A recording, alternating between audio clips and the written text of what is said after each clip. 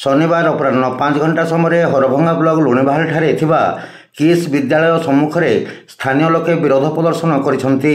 शताधिक लोक एकाठी होई किस विद्यालयर प्रतिष्ठाता तथा कंधमाल सांसद अच्युत सामंत कुशपुतलिका दाह करिसेंती। ग्रामर गोचर जमी में किस विद्यालय को रास्ता निर्माण करा जाइथबा अभियोग करिसेंती। दीर्घ समय धरी आंदोलनकारी माने किस विद्यालय सम्मुख में समवेत होई नाराबाजी करुथबा देखिबाकू मिलिछि। जमी जमा सब लुटिबा पाई